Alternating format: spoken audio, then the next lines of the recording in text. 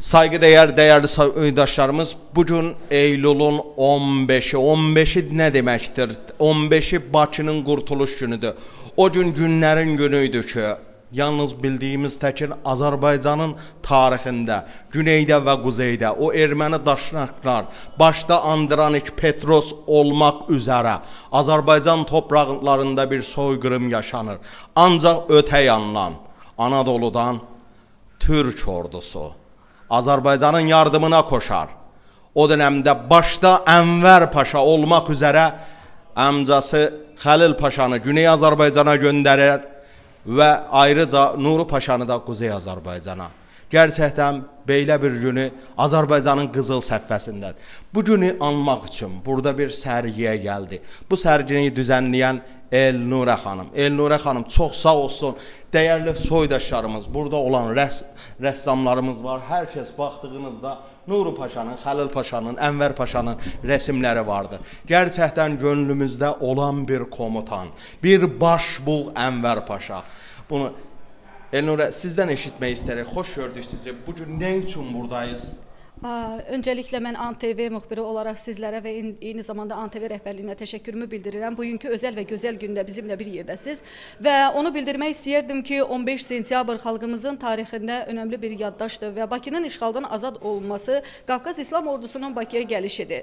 Bizim xilaskarımız və bugünkü günün anması münasibəti ilə burada keçirilən tədbirdə bu gözəl bir sərginin qurulmasında mən öncəliklə bizim Azərbaycan Dövlət Pedaqoji Universiteti müəllim kollektivi bizlə bir yerdədir. Sevinç Hacıyeva, Səmaya Rızayeva, Fiyaleta Babayeva, Firdovsi Hacıyev və gördüyünüz kimi bizim gənc rəssamlarımızdan Könül İbrahimova, Arzu Məmişova, Aysel İbrahimova, Misir Maxsudlu və bir çox hansı ki bizim rəssamlarımız əsərləri buradadır. Bu günlərim eyni zamanda tədris vaxtı başlayır deyə burada iştirak edə bilmirlər.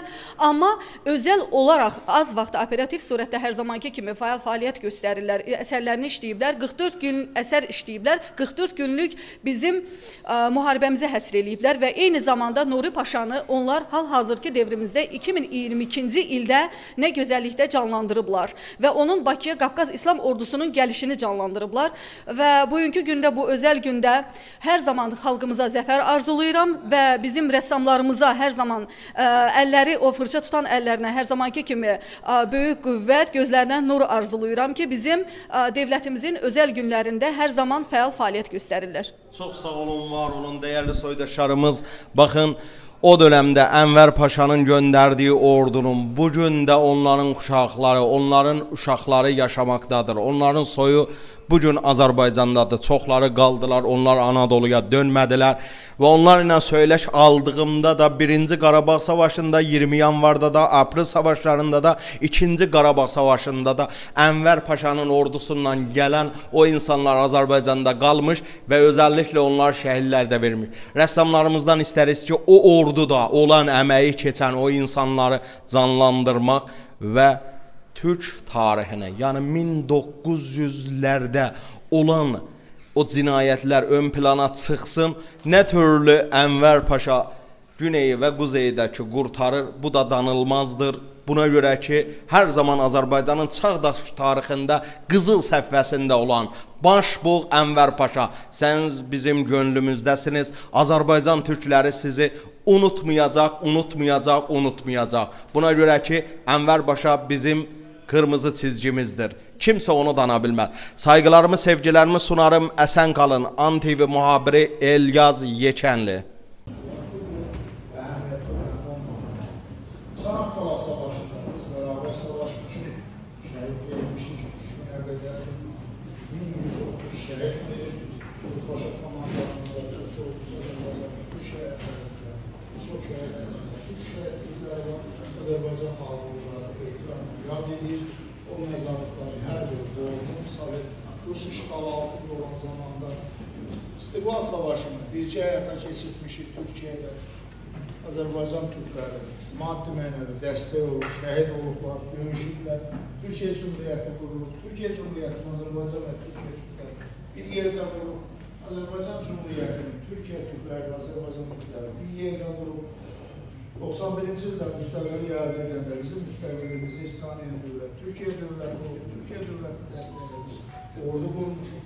Buran dərinliklərini geriyə qərələyib bizi bir millətçi dövlət adlandırıldı və Azərbaycanın enerji daşıyıcıları Türk üzərində həm nefti, həm qazı Bakı Tiflis, Ceyhan neft kəməri, Bakı Tiflis Arzumu, qaz kəməri çəkildi. Türk ordusu Azərbaycan ordusunun qurulmağında çox böyük rol var. Vətən müharibəsində Türkiyə dövləti, başda Rəzəqlar Erdoğan, Türkiyə prezidenti Cənab Erdoğan olmaqla 84 milyon yanımızda olur. Bunun siyasi mənəvi əhəmiyyəti böyükdür. Ən böyük əhəmiyyəti ondan ibarətdir ki, dünya gördü ki, Türkiyə parlamenti qərar qəbul edib 84 milyon küçələrdədir. Üçüncü dövlət müharibəyə qoşulsa, Türkiyə müharibəyə qoşulacaqdır. Türkiyə F-16'ları Azərbaycandaydı o zaman bir yerdə təlimlər keçirilirdi. Türkiyə mediası Azərbaycan haqq işini dünyaya çatdırıldı. Azərbaycan ordusu şanlı qələbə əldə etdi. Qələbə də bircə paradla qeyd edildi. Şuşa bəyannaməsində də hər birimiz tarixi əhəmiyyətini bilirik. Azərbaycan üçün Türkiyə türkləri canından keçib, Türkiyə üçün Azərbaycan türkləri canından keçib. Türkiyə-Azərbaycan qardaşlığının ən yüksək mərhələsi Şuşa bəyannaməsidir və bu sonsuza qədər davam edəcəkdir. Mən təklif edirəm ki, həm Azərbaycan, həm Türkiyə türkləri şəhidlərimizin əziz xatirəsini bir dəqiqə qoyalım.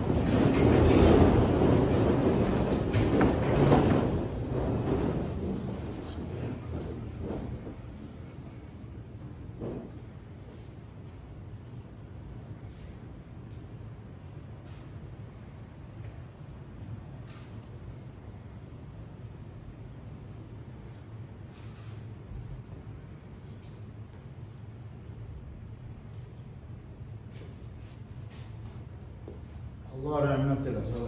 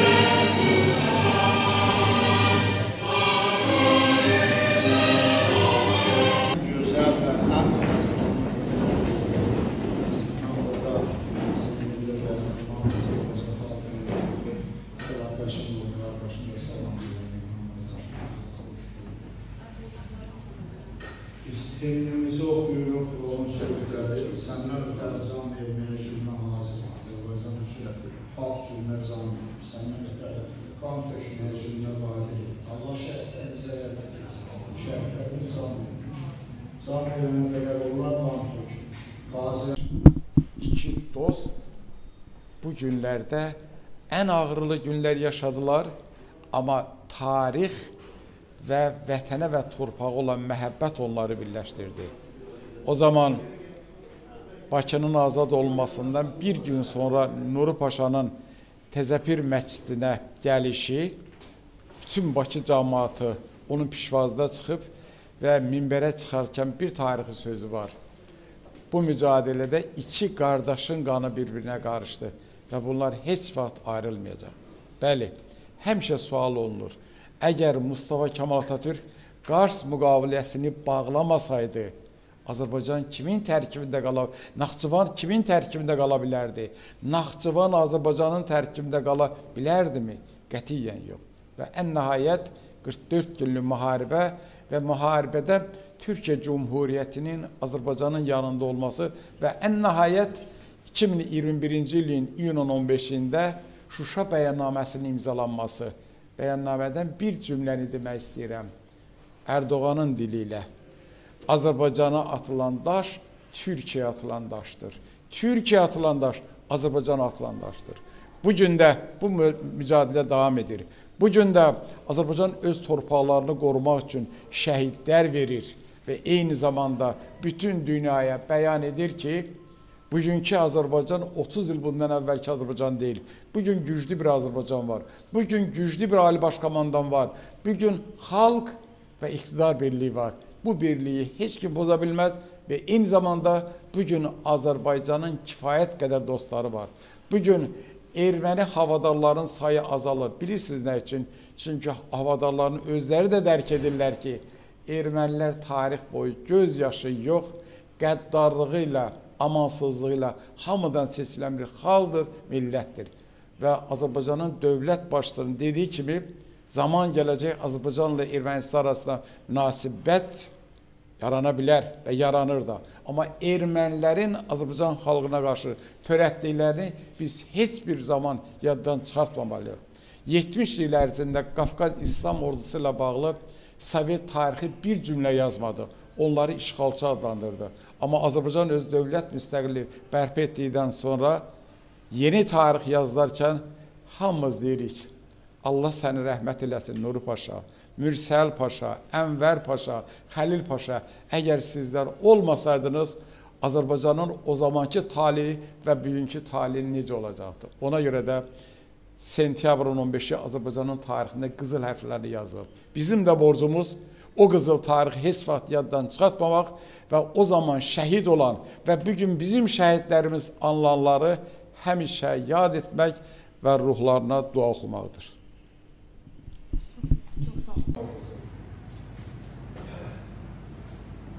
Birinci Dünya Müharibəsində Osmanlı'nın müttəfiqi Almaniya idi. Alman nə deyildi? Osmanlı'nın borcu onu eləməkdir.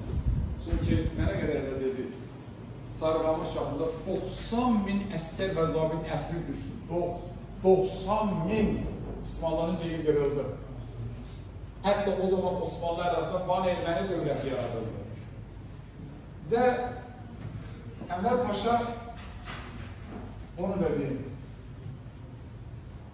Biz açıq deyək, nə üçün deyir ki, dualarımız deyir ki, ilahi, gələn il seçkilərdə Erdoğan və onun partiyası qalsın.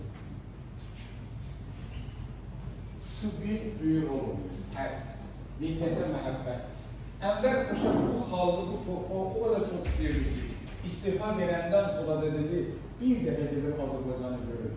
Gizli yola onu Neftçaliyə gətirilən, Neftçaladan sonra köçdü Orta Asiyaya. Yəni, bu başqası olsaydı Osmanlı'nın ağır vəziyyətlidir, kömək göndərməməlidir. Amma göndərdi, amma nə adla göndərdi Qafqaristan Muhtar adalına? Nə üçün? Başqasına etibar eləmədi, qardaşına etibar elədi. Və Alman komandalığı deyəndə ki, bu ordu Bakıya getməməlidir, deyir ki, bu mənim ordum deyil ki, deyir kimindir? Deyir ki, ayrı-ayrı müsəlmanlardır, İslamçı insanlardır, onlar öz din qardaşlarının köməyinə gedir. O orada deyir ki, deyir, baxır, sənin qardaşın da oradadır, deyir, mənim qardaşım da onlardandır.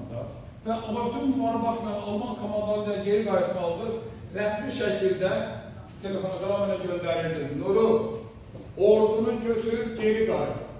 Amma gizli şəkildə yavərinə deyirdi.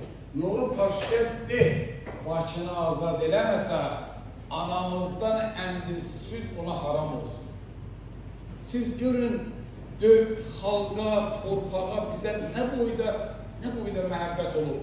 Və oradan da bu ordu, siz təsəvvür edin ki, 3 hücum alınmır. Bakını təsəvvür edin. Silah yox, əfsar yox, deyim yox. Bir tərəfdən İngiliz, bir tərəfdən Erməni, bir tərəfdən Rus, bir tərəfdən Çin, bütün bunlar orada olmaq istəyən gəlməsin. Ancaq bunu etdi və 4-cü yürüşdə, Bakıya yürüş olanda Nuru Paşanın 100 nömrəli əmri var. O 100 nömrəli əmrlə bağlı, unutdum, gətirmədim, Osmanlı əskərlərdən bir məktub var. Əgər siz Bakını almasanız, məktubu kim okursa ağıl edir. Yəni, əskərə o məktub buna görə verildi ki, əskər başa düşsün ki, geriyə yol yoxdur. Yol Bakını azad etməkdir. Və bir xatirə söyleyeyim. O zaman Nargin'dən qaçan bir əskər xatirələrində yazır. Yazır ki, ordu Bakı ətrafındaydı, mən süpürgəti işləyirdim. Heç nə gücüm çatmırdı. O qədər göz yaşı tökmüşdüm ki, əlimdəki süpürgə islanmışdı. O yolu gözlürdü. Və doğrudan da ordu nə mümkünsə etdi və Bakını azad etdi. Buna görə Bakı ilk dəfə olaraq sentyabrın 15-dən sonra bütün Azərbaycanın paytaxtı olub. Bakı paytaxt olub Şirvanşahların, Bakı xanlığının. Amma Azərbaycanın tarixində Bakının bütün Azərbaycanın paytaxtı olması 1918-ci il. Bakı azad olunarkən baş nazir Xəlxan Xoyskinin, Məhəmməd Əmin Rəsulzadənin, Ənvər Paşanın, Nuru Paşanın, Həzmi Paşanın bir-birinə təbrik telegramları var. Məhəmməd Əmin cümləsi belədir. Baş dəvədən deyəcəkdir. Baş Bakı bilməkdən dağıdır. Ənvər Paşa əskərlərinə Nuru Paşa təbrik telegramı göndərdə şəhidlərin ruhuna dualar, amma yaralı əskərlərə şəfa, bir də Osmanlı əskərinin qəhrəmanlıq xətrilməsi. Və Qafqaz İstanbul'su Bakı şəhərinə daxil olarkən Qurban Bayramı günləri idi. Bakıda adam çox yoxdur. Çünki Mars soyduğundan sonra hamı qaçmışdı. Hamı getmişdi, canını götürmüşdü. Ordu Bakıya daxil olanda insanlar da Bakıya daxil oldu. Qurban Bayramı günləri o zamanki Təzəfirin axındı, sonra isə Şeyx Ustamız Ağa Əlizadəni 29 yaşlı bir gəncdən bir xahişi oldu. Təzəfirdə səni görmək istəyirdi. O da gəldi. Amma gəldi, necə gəldi? Dövrün sənədlərində yazılır ki, 2 gün ərzində Bakıya daxil olan, bir daxil olan insanlar evində nə pişirmişsə, pişirdiyini Təzəfirin həyətinə gətirmişdi. Hamı dedi, paşa dad, ayaqları altında o qədər qurbanlar kəsildi ki, paşa balqarıda qan içindeymiş. Ən maraqlısı nə idi? 18-ci ilin martında soyqırımı günlərində böyük meclisena, çox böyük kişi, hamının fərq elədiyi kişi Hacılardan Tağır elan eləmişdi. Erməni gavurlarını kim Bakıdan çıxarsa, övrətimin yaşadığı evi ona ərməğan edəcək. Yəni, indiki Azərbaycan tariximizə idi. Övrətimin, ailəmin yaşadığı evi. Və hamı deyəndə hacı səviyyəsində olanlar, hamı yığışıb Nuru Paşanı görüldü. Nuru Paşa gələ bilmir. Nuru Paşa Təzəfirin həyətindədir, hələ minbərə çıxacaq, 2 dəqiqənin çıxışın bir cümləsi deyil. Bu gündən etibarən bu iki qardaş bundan ayrılamaz. Bu qanları birləşir. Bu Nuru Paşanın qısa düşmüşdür. Həm də ki, minbərin sonunda bu da ayrı bir qardaşın ölçü deyil. Bindi və həm də siz onu bəlkə də bugün üçün adi bir şeydən də bilin ki, ilk dəfə idi ki, Bakının tarixində Cümə məscidinə, minbərə məzhəbcə sünni çıxır. Ancaq Bakı cəmaatı üçün artıq bu fərq yox idi. Yox idi, azad edən o idi. Oradan sonra çıxdı, o şəkildə gedə bilməzdi. qan içindədir. Qərargahına qayıtdı, paltarını dəyişdi və gəldi Azinadın evinə gələndə gördü, hamı onu gözləyir. Hacı açarı verəndə, mən açarı gəlməmişəm. Mən qanı məndən, canı məndən olan azad edəm. Buna görə də Qafqaz İslam ordusu Azərbaycanın köməyinə gəlməsəydi, əmin olun, bu şəkildə bizlər burada oturanmazdı. Mənə qədər də deyildi. Allah bilər Bakı kimin əlində qalacaqdır. Allah bilər bizim tarihimiz nə olacaqdır. Və Azərbaycan tarixində nadir hadisədir ki, Osmanlı ordusu noyabr ayında Bakını tərk edəndə bütün Bakı cəmaatı, başı bağlı qadınlar da tikəcək, göz yaşı dökürlər ki, bu ordu getməz. Və tarix nəyə göstərir? Biz Çanakkale'da bir xalq olaraq biz de özümüzü göstermiştik. Biz Rusya təbəssiydik. Rus dövlətinə tabi olmadık, gizli yollarla Çanakkale'ye gittik. 200 bindən artıq şəhid olub, onun 10 bini də bizlərdən. Əvəzində Qafqaz İslam ordusu gəldi. Və bu ordunun şəhidlərin xatirinə 18. dekabrında Azərbaycan parlamentinin ilk qərarı budur. Bakının ən əzəmətli yerində onlara abidə qoyulsun. Hər şey hazır oldu. 20-ci ilən aprel işğalı hər şey yardımcı qoydu. Bir də nə vaxt ümumi liderin rəhbərliyi altında bəlkə şəhidlər xiyabanında bu abidə qoyuldu. Bizim hər birimiz o abidəni ziyarət edəndə abidənin sağında, solunda da şəhidlərdir, amma bir sürü fərq yoxdur. Anadolu Mehmetçi idi, Azərbaycan Mehmetçi idi.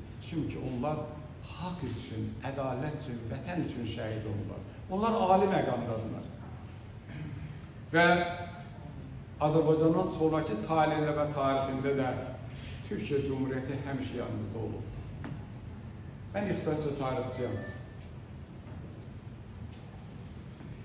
Və ən amansız tarix nə idi?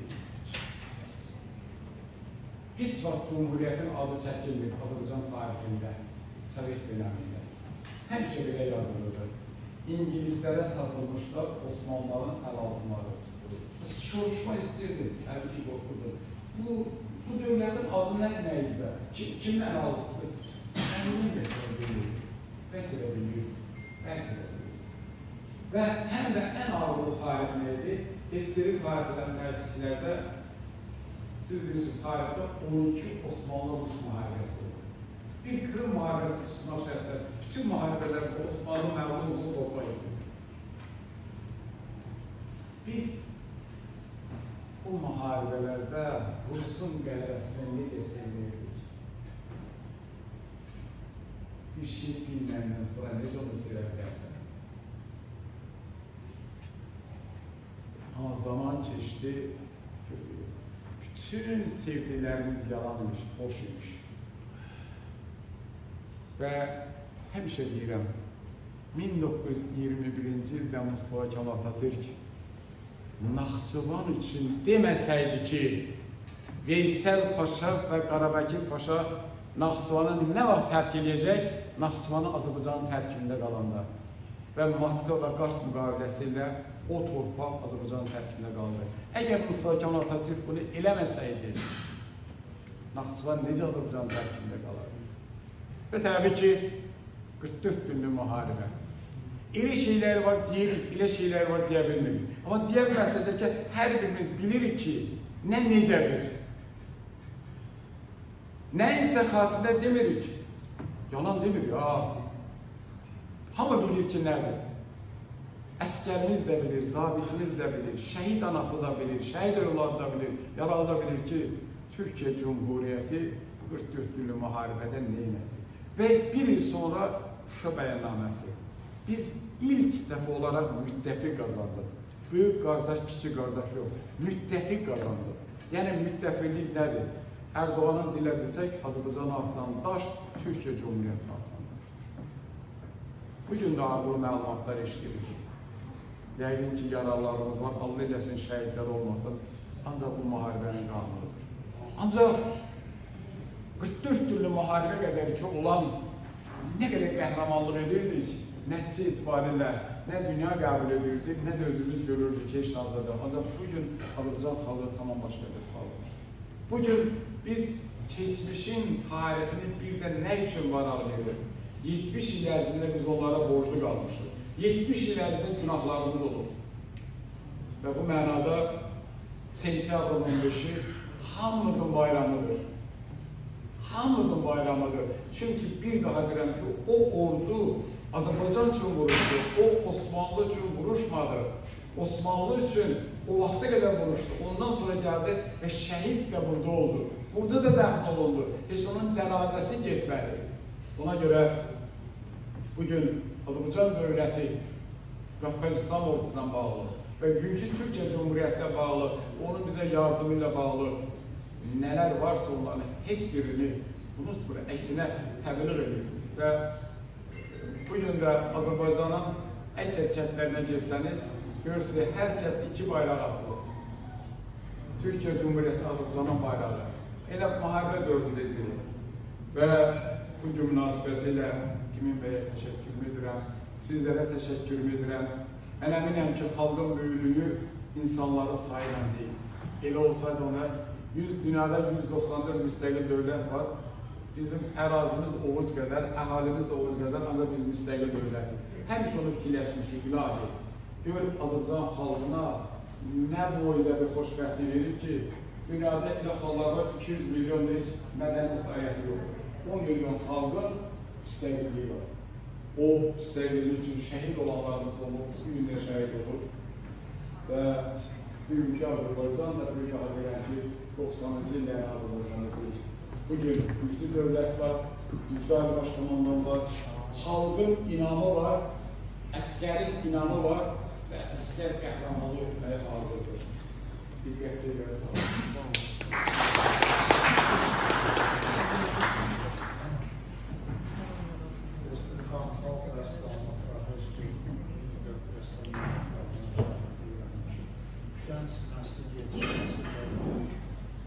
Bu Ənvər Paşa. Ənvər Paşa bildiyiniz gibi qardaşı Nuri Paşanı Quzey Azərbaycana göndərmiş, Xəlil Paşanı da Güney Azərbaycana göndərmiş.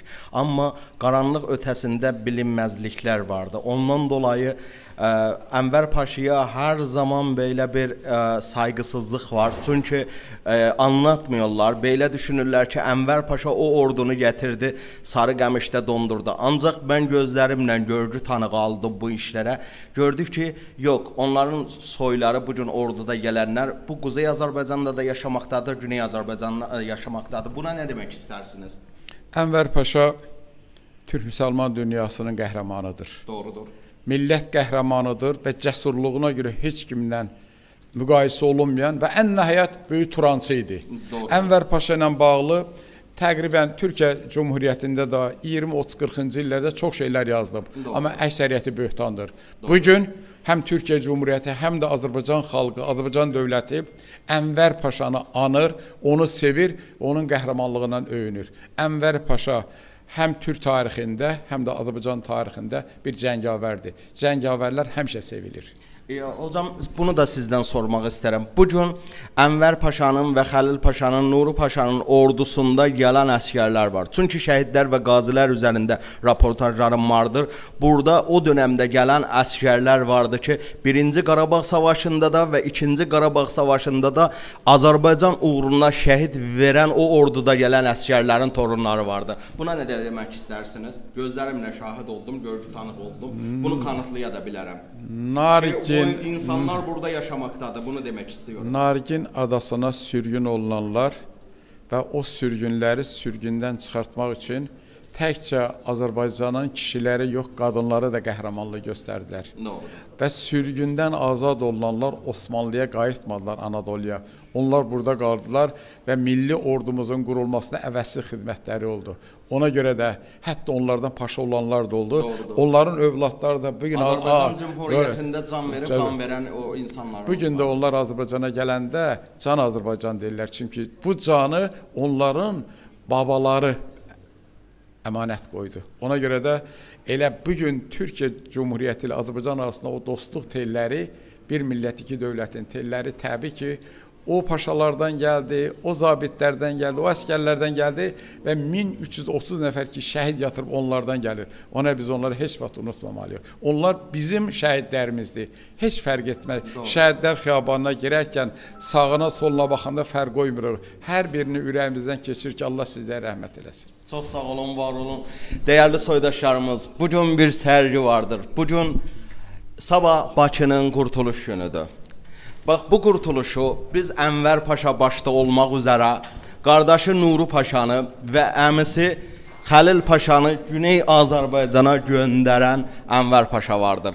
Ənvər Paşa bu toprağın uğrunda var gücü ilə savaşan bir komutan, bir paşa olmuş.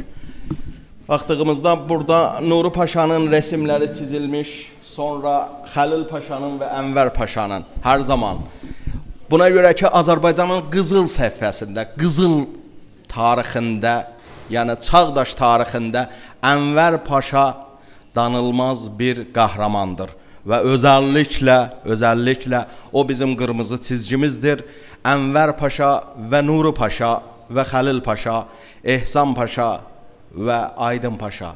Bunlar gerçəkdən Azərbaycanın quzeyini və güneyini qurtaran qəhrəmanlarımızdır. Bunların anıları bol olsun, yenə də bizdən ayrılmayın. Bu üzərə uzmanlarımız, başqanlarımız vardı, tarix bilərlərimiz var, düşünürlərimiz var. Birazdan sonra onu ANTV mikrofonuna konuşturacağız. Onların da bilgilərini alacağız. Buna görə ki, hər zaman gönlümüzdəsin Ənvər Paşa. Heç zaman sizi unutmayacağıq. Buna görə ki, Azərbaycanın qızıl səhifəsinə düşən Ənvər Paşa. Bütün Azərbaycan sizi unutmayacaq. Saygılarımla sevgilərimi sunarım. Əsən qalın, bizdən ayrılmayın. Onu demək istərdim ki, Azərbaycan rəssamları hər il Xocalıya aid, sonra soyqırım aid rəssamlar sərgilər edir. Mən özüm beyanatlarında Qarabağnamə əsərlərində əsər eləmişəm. Axırıncı ancaq Ağdamaya sonra. O Qarabağnamədə bütün o qədim Alman kilsələrindən tutmuş Xocalıya qədər rəsimlər öz yerini tapır. Mən bir şey demək istərdim ki, bugün ümumiyyətlə bu yaddaş məsələsi Azərbaycan çox vaxtlardır. Bu yaddaşımızı biz həmişə təmizləməliyik, öyrənməliyik tariximizi. Və bugün də onu demək istərəm ki, biz bugün Xətai Sənət Mərkəzində 15 uşağın Nuru Paşa müsəlman olsun həs olmuş sərgisini açır. Yəni bu bizim fikrimiz nədir? Yəni böyük insanlar tarixçilər bilirlər, ancaq uşaqların tarixi bilməyi bizim üçün çox əsasdır. Çünki onlar gələcək, onlar uşaqlıqda nəyə öyrənirlərsə, Nuru Paşanın portretini görəcəksə, orada Bakıya gəlmələri. Yəni bu bizim əsas məqsədimiz o uşaqların tarixi öyrənməsi çox mühümdür. Çünki onlar gələcək Azərbaycanı gəlsələr, gələcək Azərbaycanın qurucularıdır. Bu müstəqil Azərbaycanın yaşaması üçün onlar tarixi bilməlidirlər. O mənada mən kimin vaxtı varsa xahiş edirəm rəssamlardan, bu saat 4-də Xətai Sənət Mərkəzində sərginin açılışı olsun. 15 uşağın 8 yaşından 15 yaşına qədər uşaqlar Nuru Paşa ilə müsəlman olmuşdur. Mən istərdim ki, kimin vaxtı olsa iştirak edəsin sərgində. Uşaqlar soruşurlar, anladı. Onlar müəyyən şeyləri görmək istəyirlər. Ona görə bir onu deyirsən ki, vaxt gələcək, çox şeylər olur. Vaxt gələcək, Bakıda çox heykəllər olur. Çox heykəllər olur. Bir gündən Nuru Paşanın altı heykəli olur. Ona görə həmişə deyirəm, bu üzərində üstünləşdirirlər bu məsələni. Yəni, o Nuru Paşanın heykəli Bakıda olmasa, onu vurulmayacaq. Ona görə çox sağ olun, mümkünləsi görüşürsünüz və gəlirəm, dəvət edirəm, kim imkanı varsa, Xətai Sənət Mərkəzində bu uşaqların işlərinə baxsın. Çox sağ olun. Uzun müddətdir Türk-Azərbaycan qardaşlığına yazan bizim jurnalistlər də burada, əməkdar jurnalist Nadir İsmailov eyni zamanda Orta Asiya və Güney Qafqaz Söz Azadlığı Şəbəkəsi İctimai Birliyi sədridir. İcazə istəyir, gələcək sonra Şüpheli qonağımız çıxış edəcək. Nadirdən ödəyəcək, kəlmə bilsin. Bugün bu qala baxasında bizim qəhrəmanlarımızı gördük və bugün mən iki kəlmə deyəcəm.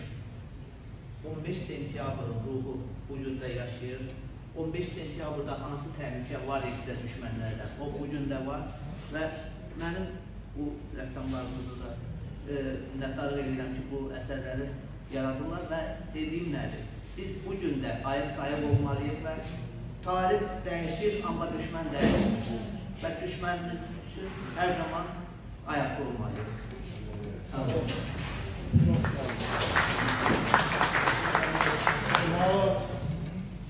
Türk Cumhuriyeti ile Azerbaycan əlaqələri genişlənir. Konya'da Senat Prezidenti İslam oyunlarının 5. açılış mərasimində Kipr Prezidenti Eser Tatar'la görüşdü və bu görüşün də tarixi əhəmiyyəti çox büyükdür. Biz inanırıq ki, Kipr xalqı, Kipr Türkləri illərlə də mücadilə edir.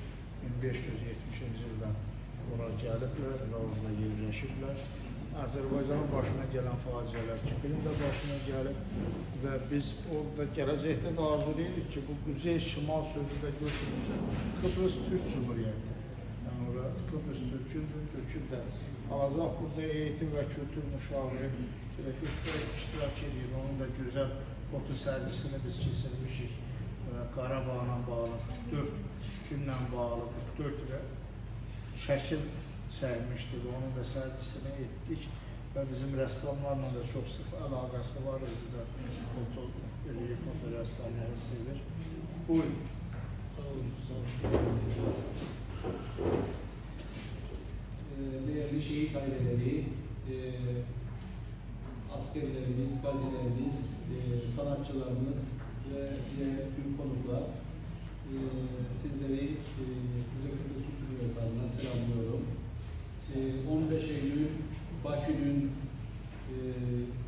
104 yıl önce Kafkas orduları tarafından azat edilmesinin bu yıl dönümünde böyle bir etkinlikle anılacak olması, unutulmaması ve unutulmaması için böyle bir organizasyonu düzenleyen tüm organizasyon sahiplerine ve ressamlara da teşekkür ederiz. Katkılarından dolayı hepsini kutlarım. Şehitlerimizi bir kez daha tümüne Allah rahmet eylesin. Sağ olun. Efsanevi kahramanlarımızdan biri Azerbaycan işğal hissələrindən xalq komandalı olmuş yaradıcısı, Uğurların millilidir, böyük önəm verdiyi şəxslərdən biri Qasım Məhərrəmov, Qasımın qardaşı, Ədalət Məhərrəmov iştirak edir. Onun adı daşıyan Fondun sədri də Hacı, eyni zamanda Qarabağ Tacirləşdirməsinin idarə heyəti üzvüdür və ən əsası odur ki, hamısı vətən müharibəsidir. Birinci Qarabağ, ikinci Qarabağ fərqi yox. Aprel döyüşləri, Kol döyüşləri, bunun ümumiyyətlə Azərbaycanın razı bütövlüyü uğrunda, müstəqilliyi uğrunda, istər 20 yanvarda olsun, istər Ocaqlıda olsun. 88-dən bəriki proseslərdə, 18-ci ildə olsun. Canını vermiş şəxs, şəhid, yaralanmış şəxs, əlil və sağ qalmış şəxs veteran sahibi. Bir fikir edəyim, bu qazi sözündə düzgün bizim mətbuatda tələbisi olmur insan. Türkiyədə qazi bu anlamda, bu ərəb sözüdür. Qazi, ya qazi qalib deməkdir, ya şəhid olur, ya qazi. Qazi də iki cürdür, yaralı qazi var, sağlam qazi var. Türkiyədə müharib qazi deyirlər, məğlub qazi deyirlər. Bizdə qazi deyəndə əlin nəzərdə tutulur, veteranlar. Bu anlayışlara biz fikir verməliyik. Şəhidləri bölümü olmaz. Bu birinci Qarabağ o zaman nə dövlət yox idi, nə silah yox idi. Sovet İttifaqına qarşı bunlar döyüşür, ermənilərin arxasında olan qüvvələr qarşı döyüşür. O ordunun yetirmələri idi. O ordunun sonra başında Ulu Öndər Heydər Əliyev durub, orası əməliyyatlarını keçirir. Hər biri bizim üçün əzizdir. Vəzir Oruc orada, Polat Həşim orada, Mübariz İbrahim. Son dövr sosial şəbəkələrdə də bu fikir gedir. Yəni bizim də Polat Həşimovu, ya Mübariz İbrahimovu, ya Şirin Mirzəyevi, ya Əliyar Əliyev, Vəzir Orucu, Vətən müharibəsi qəhrəman hesab edilir. Bunlar da Vətən müharibəsində iştirak edir. Yəni Vətən müharibəsində bütöv bir müharibədir. Birinci Qarabağ var, ikinci Qarabağ var, ortada ateşkəs olub. Bunu da biz xahiş edirəm ki, gələcəkdə bu cürlə biz bunu çatdıraq ki, bizim tariximizi istəməyən şəxslər təhrif eləməsin, istəməyən şəxslər Azərbaycanda bölücülük yaratmasın, şəhid və qazi arasında heç bir bölücülük ola bilməz. Yenə də deyirəm, şəhid, əlim və veteran. Qanunvericiliyimiz də bu cürdür və biz də bu cür hər birinə hörmət edirik, ehtiramla yanaşırıq. Birinci Qarabağ müharibəsi iştirakçıları olmasa Azərbaycan Respublikası olmazdı. Azərbaycanın qalan 80% olmazdı. Müstəqil Azərbaycan olmazdı. Bunu da hər birimiz bilməliyik. İctimai Birliyin sədri Hacı Qarətə qalmışdır. Teşekkür ederim, minnettarım. Ben de tədbirçiler salamlayıram. Asəndən Qardaş Macirinin sədrinin salamını sizlərə yetirəm, bizim qazilərimiz. Sizinlə de dəyərli tarixçimiz, mənim danışdı tarixdən, mənim tarixi o qədər də bilməsəm də, bəzi yaddaşımda var. Yəni, o qədər danışanlarım, sağ olsun, ətrafı böyle danışanlarım, mən də əmrəyəm. Burada qazilər bu döyüşlərdə, bu bizim Bakının azad bölməsində Türk qaziləri, Türk ordusu 2015-ci ildə Kazım Qarabəkir'in qızı Timsah xanım o vaxtı buranı ziyarət etmişdi, Bakıya tədbirə gəlmişdi. Azərbaycanda şəhid olan 1918-ci ildə şəhid olan övladları gəlmişdi. Emin mənim deyib, bunları qarşıladıq, ziyarət elədik. Bütün Şamaxıya, nə bilim, bu bütün nə qədər Türk qoşunları, bu da şəhid olanları ziyarət elədik. Mən bəzən təəssüflənirəm ki, bizim valideynlərimiz, bizim babalarımız, nənələrimiz, atalarımız vaxtında hər birimizə, yəni hər bir Azərbaycanın vətəndaşına aiddir bu. Yəni qorxurdur, danışmırlar, demirdilər. 1982-83-cü ildə Şamaxının şəhid olan o bizim Türk qardaşlarımız ziyarət edəndə orada hiçbir şey yok idi. Biz oranı ziyarət edəndə bizi bilirdiler ki, yəni qorxmuşuz oraya ziyarət edəndə. Yəni hər adamın deşidir o qəbirstanlığı. Orada bir daş vardı, 2-3 tane ağaçlar vardı. Məzar daşları idi orada. 82, 83, 84-cü illərdə. Bəzən bilirlər ki, bilmirəm, yaddaşımızda olur. Mənim 1895-ci il təqaüd edildi. Pasportu yaxınlara kimi dururdu. Yazılmışıq Türk Tatarı. O bir hangi nənəmdə pasportu edildi. 1902-ci il idi Türk Tatarı. 1936-cı ildə dəyişik Türklər bir yolu formalaşıb. Bəzən biz yer gələndə büyüyecek tariximize yaklaştırdık, başka sözler dedik. Yani gazi gazidir. Ve birinci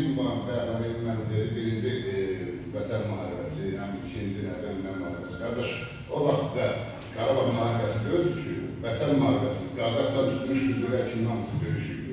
Daşyasan Qarabağ döyüldü ki, Toz, görən bu, Qarabağ döyüldü ki, Vətən Müharibəsidir. Kimlər isə sərb edir, 5-ci kolonun, 6-cı kolonun, hansı qanun. Yəni, böyle biz balacalaşdırırlar, formalaşdırırlar, hər bir formatda özünə sərb edirkən. Bizdə bir dövlət var, millət var və bir də ali başlamanlar var. Burada nə qədər insanlar varsa, Azərbaycan xalqı nə qədər yaşayırsa, bizim şəhidlərimizə, qazilərimizə və ali başlamanların mənəvi vurucu var.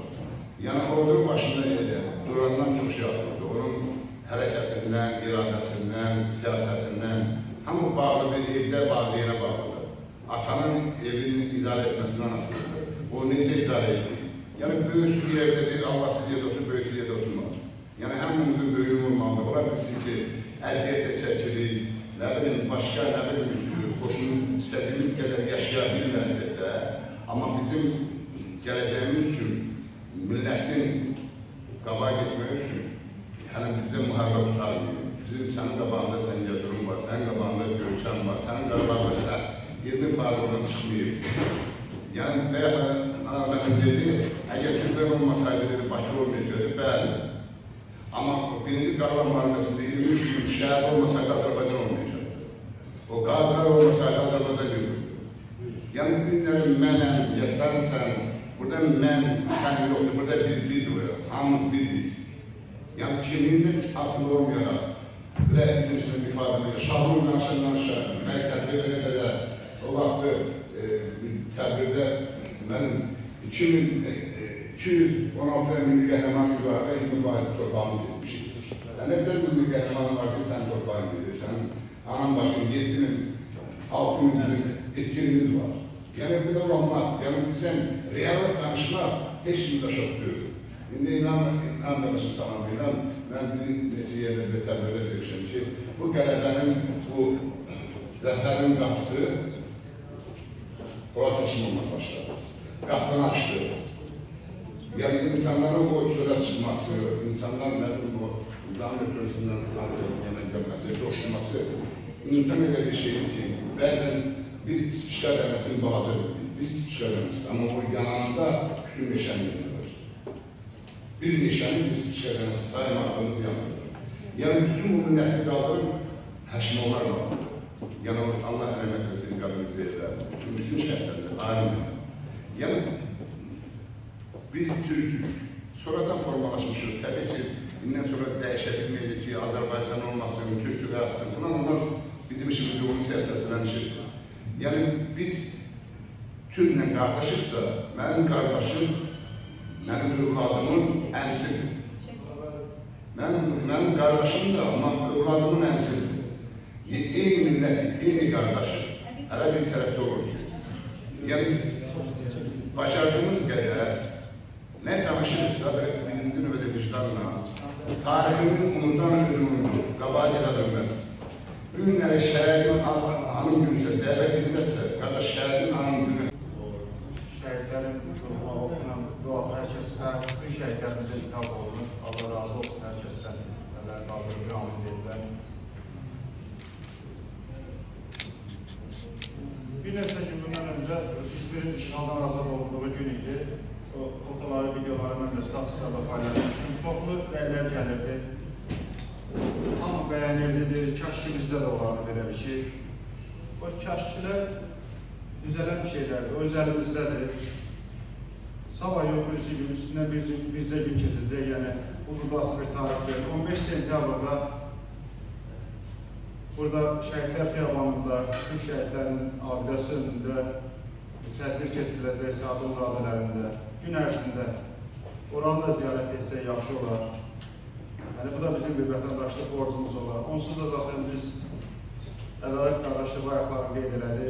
Şamaxıda Türk şəhidliyin, Gəncədə yeni açılmış abidəni, hamısını ziyarət edirik. Fərq şəklində yox, toplum şəklində olsa da bizim birliyimizi göstərər. Bu da bir vətəndaşlıq borcu olaraq düşmənə bizim bir zərbəmiz olar, ordumuza bir dəstək olar. Yəni, kim nə ilə bacarır? Bu günlərin biz burada içəri girəndə sərgidə rəssamlarımızın əsərlərini gördük. Sağ olsunlar, var olsunlar. Yəni, Nuri Paşanı yaşatmaqla o tarifi bir anladılar. Əziyyət keçən bütün kəslərə, bütün sənətçilərə, sənətkarlara hamısına təşəkkür edirik. Onların da əziyyət getirmək olmaz. Hər kəs öz çalışdığı sahədə bir çaba göstərsə, tam başqa cür olar. Vətəndaş olaraq sizin hamılıqla, dost-tanışla birlikdə xatırladasınız. 15 sentyabrda Bakının işğaldan azad olunması günündə konkret bir vaxt eləyək, gün ərzində oranı ziyarət etmək hər bir vətəndaşın borcudur. Həm İlmiyanvar şəhidlərinin, həm Qarabağ şəhidlərinin, həm Türk şəhidliyi hamısı bir yerdə cəmləşib. Birliyimizin, bərabərliyimizin bir daha rəmzi olan bu günlər ardıcıl, tədbirlərlə keçirilməlidir. Yəni, başqasında görə məsləhət aparmaqdansa bunu özümüzdə də eləsək daha yaxşı olar. Mən biləm, dövlət kanalları vasitəsilə də umuruq ki, bugün, sabah elan olmalıdır. Bilirsiniz, bu mənfurlar dünən axşam da gördünüz ki, yine də ordumuza saldırdılar. Hamı bir-birindən xəbərləşir. Bunlar pis niyyətlərindən əl çəkmirlər də, yəni belədir vəziyyət. Unutqanlıqlar bizi həmişə uçurmaq lazım. Biz inanmışıq, insanpərvərliyimizi göstərmişik. Hər kəsə qucaq açmışıq. Əfsuslar olsun ki, bu qədər millətlərin içində bu mənfurlar heç vaxt insan kimi yaşamağa qəbul eləmədilər, elə ancaq xainlik. Çox sağ olun, təşəkkür edirəm. Bir daha bizi də bura dəvət etdiyinizə görə. Teşekkür ederim sizlere. Çok sağ olun. Misli görünmemiş tarihi bir günü yani qeyd edilir. Ona görə mən ümumən sizə bizim cəmiyyət adından təşəkkürümüzü bildiririk ki, belə bir günü bugün bizlərlə, yani burada əyləşən insanlar, hamısı müharibə statusunda yaşayan insanlardır. Ben sizə təşəkkürümüzü bildiririk və həm də bizim Azərbaycan Qarabağ müharibəsi əlilləri, veteranları, şəhid ailələri iştirak edir. Sədri, hörmətli Mehdi müəllim, salamı sizə edirəm. Hörmətli tədbir iştirakçıları, həqiqətən də Bakının azad edilməsi ilə, yəni Azərbaycanın bütövlüyü, yəni 18-ci ildə elan edildi. Bildiyiniz kimi, o dövrdə, yəni 18-ci ildə Azərbaycan erməni daşnaqlarına və bolşeviklərin əlində bir vasitə kimi qalmışdı. Və bunu demək olar ki, onlar Azərbaycanı işğal edib Rusiyanın tərkibinə daxil etmək istəyirdilər. Hörmətli profesor çox geniş o haqda danışdı. Ancaq buna baxmayaraq bizim Türk qardaşlarımız o vaxtda da bizə əyan çıxdılar. Yəni tarix bilirsiniz ki, həmişə təkrar olunur və o günkü, yəni 18-ci ildə təkrar olunan o tarix 2022-2020-ci ildə də yəni təkrar olunur və bizi yəni o necə deyirlər, erməni bir bəla deyək də onda, o bizdən əl çəkmiyor bəla, o bəladan qurtardı və 44 gündə yəni biz o qələbəyə nail oldu Türk qardaşlarımızın köməkliğine. Heç vaxt köməklərindən bizdən əsirgəmədilər. Və buna baxmayaraq, yəni 30 il əsarətli olan, 30 il yəni həsrətində olduğumuz torpaqları və burada əyləşən bizim mərd, cəsarətli, igid oğlanlarımız azad edilir. Və biz həmişə biz döyüşçülər və Emin müəllim dedi, fərqlənməliyik digərlərindən. Öz həyata baxışımızla, öz hərəkətlərimizlə, öz davranışımızla digərlərindən fərqlənməliyik. Yəni ki, biz artıq bilirsiniz, o müharibənin, odun, alovun, yəni nəticələrini görən insanlar. Biz həmişə dövlətimizə, dövlətçiliyimizə bağlı insanlar olmalıyıq və vətənpərvər gənclər yetişdirməliyik. Bizim, yəni, o Rus dilində desək, praktikamız, yəni təcrübəmiz, öz təcrübəmizi bizdən sonraki gələn nəslə verməliyik. Mən bir daha, yəni, təbrik edirəm, yəni, Bakının 104 ili, azad olunmasının 104 ili ilə münasibəti ilə hər birimizə uğurlar arzulayıram. Çox sağ olun. Çox sağ olun.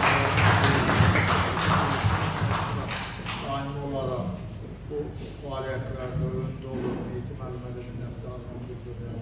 Tüm Respublika üzrə siz bu işləri yüksək. Bugünkü günün özəlliyini xüsusi qeyd etmək istəyirəm və öncə tərxis olmuş hərbiçilərin Gençlər Maarifləndirmə İctimai Birliyinin rəhbəri Emin Həsəniyə təşəkkürümü bildirirəm ki, hər zaman 15 sentyabr göz önündə saxlayır və hər zaman Türk səfirliyi ilə bahəm tədbirləri təşkil edir və onu da bildirmək istəyirəm ki, hər birimiz öncəliklə necə ki bizi bir zamanlar tərbiyə ediblər, öyrədiblər ki, bizim bir düşmənimiz var erməni və illər keçdi, zaman keçdi, bu gəldi, bizim nəsil və nəsil onlar bizə büruzə verdi. Mən demirəm ki, biz illər zaman keçdikcə, amma unutmayaq, sadəcə unutmayaq. Yəni, hal-hazırda biz qalib devlətik, biz zəfər çalmışıq və bugünkü gündə biz sadəcə unutqan olmamalıyıq. Hər şeyi düşünməliyik, yüz ölçüb bir biçməliyik. Evladlarımızı, belə deyək, hər bir kəs öz evladını necə böyütməlidir ki, onu həmin o günləri xatırladaraqdan və gördüyünüz kimi foyədə qurulan sərgi ilə növbəti bizim sərgi. Abi, olmuş şəhər olmamışında bax, bir el qabat, 5 tane şəhər arasını tanırsan mı, qapısına getmirsən mi, getmiyor. Niyə getmirdin bəs? Sənin gerək qapında şəhərin olsa onu söyləyirsən. Bax, bu birlik var, yalançı sürü yox. Həqiqət istək, millət, qeydiyyət, namus, müharibə düşəndə deyə da düşməsin. Həmişə insanın tərbiyəli olmalıdır, namuslu olmalıdır. Türk torpağı, mən şərət duyuram ki, mən Türkəm. Saygıdeğer, değerli izleyicilerimiz, değerli soydaşlarımız, yine bu sergide olan bir değerli bir ressamımız vardır. Çok sağ olsun sergiyi düzenleyen Elnurə xanım. Gerçekten emeğinize sağlık. Burada değerli ressamlarımıza büyük bir ülküyü aşıladınız. O da o ülkü nedir?